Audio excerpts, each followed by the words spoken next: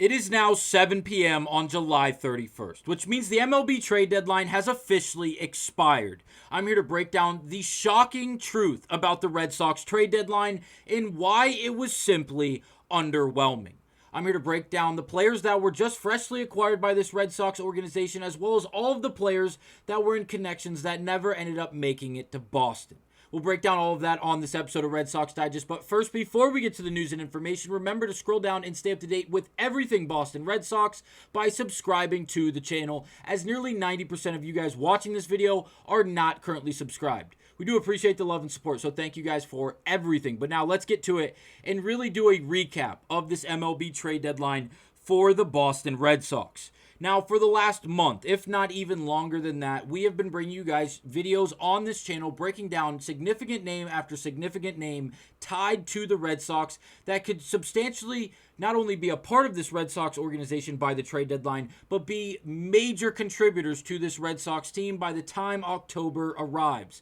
Now, I'm here to tell you that is not the case. Now, will the Red Sox make it to the postseason? I'm going to argue they still will. But they did not go out there and acquire all the names they had the abilities to do so. Now, the first trade they went out there and ended up making was for left-handed relief pitcher from the St. Louis Cardinals in Steven Matz. He is, again, a left-handed pitcher coming out of the pen, and he's going to be used in lower leverage situations, more of a middle inning guy in comparison to, he's definitely not going to close, and I would doubt he would be put in situations in high leverage. Now, if you look at the contract for Steven Matz, it's very interesting because a lot of the conversations surrounding Breslow and the rest of this Red Sox team going into the MLB trade deadline was a few things. The first one, they needed pitching, regardless of whether or not it was going to be out of the starting rotation or coming out of the pen in relief. They needed arms.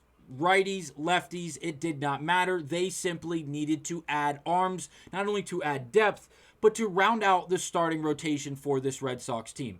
Also, a first baseman was also being discussed, and whether or not they would go for Yandy Diaz, Ryan O'Hearn, or Josh Naylor, or the other surplus of names. None of those names ended up with Boston.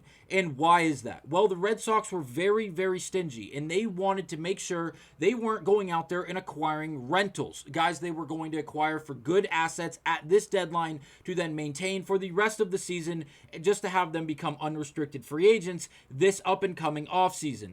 Now, once the trade deadline actually started ticking down, and they were just minutes running off the clock, and it was just a ticking time bomb before the Red Sox simply didn't make any moves, let alone any substantial moves at the deadline. And now they went out there and made moves. But the two guys they got, yes, they're arms, but they're both rentals. Steven Matz, if you look in the final year of his deal, age 34 season, being paid $2 or $3.9 million this final year. But for the Red Sox, he is going to be a rental, something that we heard at an abundance that they didn't want to do. They didn't want to go out there and get Dylan Cease because he was a rental and he was going to be an unrestricted free agent following the season. And despite that, and turning down that trade, and I understand there's a lot of pieces going involved with that trade. Jarren Duran for Dylan Cease, Ethan Salas, and another prospect. They didn't want to give up as many years of control that they had with Duran for someone in Cease that, again, unrestricted free agent after this year. But despite that mentality going into the MLB trade deadline, or at least the final 2 days or the last 24 hours, they went out there and made two moves for two rentals. And now the second move, after we broke down Steven Matz, we got a tweet from Jeff Passan. The Boston Red Sox are acquiring right-hander Dustin May from the Los Angeles Dodgers, sources tell ESPN. Now, Dustin May has a great name because he's been in the league for a while and he throws really, really hard, and he's played for the Los Angeles Dodgers. But up to this point in the year, he's been abysmal. And the only reason he's even getting starts for the Dodgers is because they have 15 guys on the IL that are pitchers alone, not even using all the guys on IL, whether they're position players or starters or relief guys. I got no words. Dustin May's underlying metrics up to this point in the year have not been great. 4.8 ERA up to this point in the year. Overall, not the greatest stuff. 6-7 record, even though he's playing for a Los Angeles Dodgers team which has all of the offensive run support you could possibly need. He still goes out there below league average in basically all major categories. Chase, whiff, K percentage, base on balls, hard hit rate, expected earned run average, expected batting average, fastball run value, pitching run value. All of these things are way below league average. And despite that, and despite being a rental for the final year of his deal. The Red Sox and Craig Breslow decided these were the only two trades available to go out there and make at a price that wouldn't be substantial.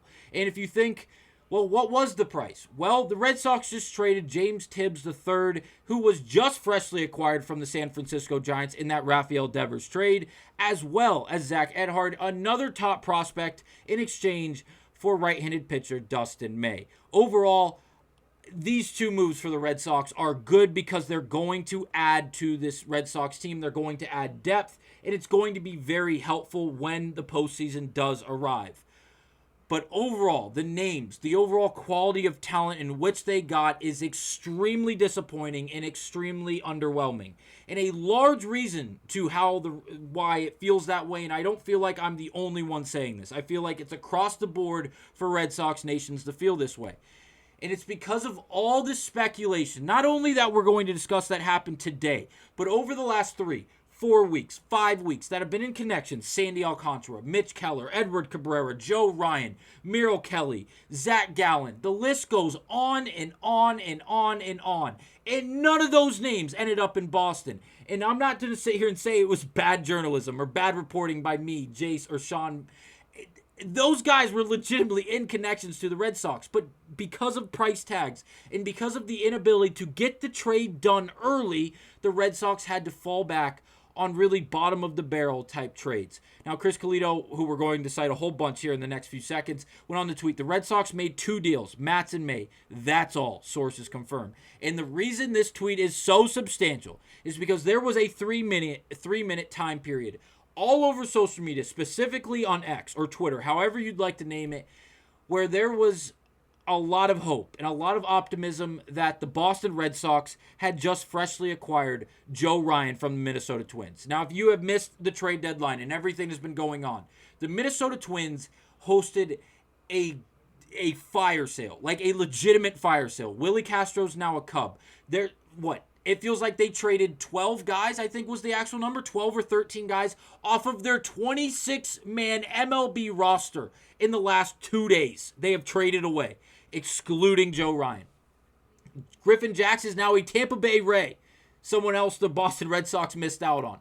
But the biggest name is Joe Ryan. Now, Fox Sports went on to tweet this, and it was only up for about 90 seconds. But it said, breaking, Joe Ryan has been traded to the Red Sox per John Morsey. Now, John Morsey is very, very good at what he does, and he's a very credible source. And Fox Sports wasn't the only outlet to post this. Yahoo Sports, who has almost 600,000 followers on X or Twitter, however you would like to name it, went on the post this as well. Breaking, the Red Sox have acquired all-star starting pitcher Joe Ryan from the Minnesota Twins, per John Morsey. Now, this broke the internet because they were posted, they were immediately deleted, and people were losing their minds. They thought that Craig Breslow and the rest of this Red Sox organization went out there and tried to acquire Joe Ryan at the buzzer of the MLB trade deadline, just to find out it was never even close. And that's what we learned after the trade deadline did expire at roughly 6:10, 6:08 exactly, from Chris Colito on Twitter, as he went on to say source on Red Sox pursuit of Joe Ryan, quote, not even close. And that's the end of the quote. And now, my input on this exact quote, I have to say, I feel like the idea that it wasn't even close is because of what they wanted in return. The Minnesota Twins were selling, but they went out there and acquired a bunch, and I mean a bunch, of new talent that is going to be a part of this organization for a long, long time. I believe the asking price for someone like Joe Ryan was extremely steep. There was conversations about Sandy Alcantara and the Red Sox, and quickly after, the Yankees were then being involved in those conversations before it was entirely shut down by someone in the Marlins organization. As they said, Sandy's not going to the New York Yankees unless they give us Spencer Jones. And if you don't know who that is, that's basically their number one prospect. And he's built like a cyclops. He's 24 years old, and he hit like 13 home runs over a 20-game stretch like 10 days ago. He's a freak, and he's one of the better players they have in their farm system. So if Sandy was going for someone along the lines of Spencer Jones, who the Yankees are on record saying the only way he's getting traded is if Paul Skeens is on the other side.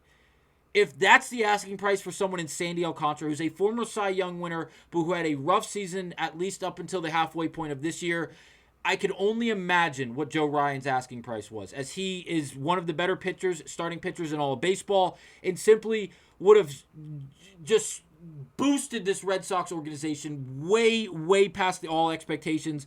And obviously that did not happen. So the Red Sox went out there after saying they didn't want to acquire any rentals, and they went out there and acquired 2 rentals. And Dustin May as well as Steven Matz, who both on the underlying metrics are extremely underwhelming up to this point in the year. And I am hoping things quickly change around for the Red Sox. But again, extremely, extremely underwhelming, extremely disappointing for the Red Sox, and especially Craig Breslow, as all of Red Sox Nation was extremely hopeful, and they were extremely optimistic going into this deadline, as everyone hoped Joe Ryan, Sandy Alcantara, Edward Cabrera, Mitch Keller, any of these guys would have been brought in and acquired by this Red Sox team.